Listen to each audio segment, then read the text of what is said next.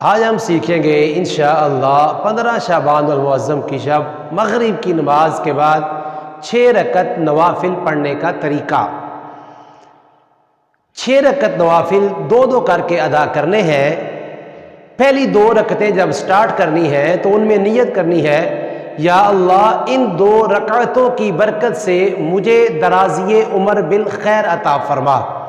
اب سورہ فاتحہ میں ہر رکعت کے بعد چاہے تو جون سی مرضی سورت کی تلاوت کیجئے، یا بہتر یہ ہے کہ ہر رکعت میں سورہ فاتحہ کے بعد 3 بار سورہ اخلاص کی تلاوت کر لیجئے۔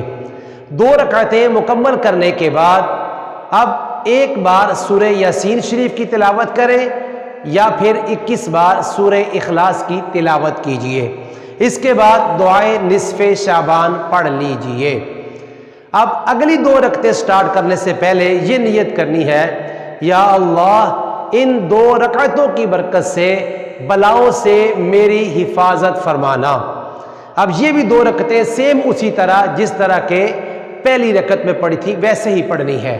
پڑھنے کے بعد پھر 1 مرتبہ سورہ یاسین شریف اور یا پھر 21 بار سورہ اخلاص کی تلاوت کیجئے۔ یہ 4 رکعتیں ہو گئی۔ اب اگلی 2 رکعتیں سٹارٹ کرنی ہے تو ان 2 رکعتوں کے شروع میں یہ نیت کیجئے، یا اللہ ان 2 رکعتوں کی برکت سے مجھے اپنے سوا کسی کا محتاج نہ کرنا۔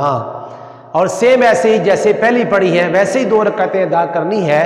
پڑھنے کے بعد 1 بار سورہ یاسین شریف یا پھر 21 بار سورہ اخلاص کی تلاوت کیجئے۔ اس کے بعد دعائے نصف شعبان پڑھ لیجئے۔ انشاءاللہ عز و جل رات شروع ہوتے ہی نیکیوں کا انبار لگ جائے گا، انشاءاللہ عز و جل۔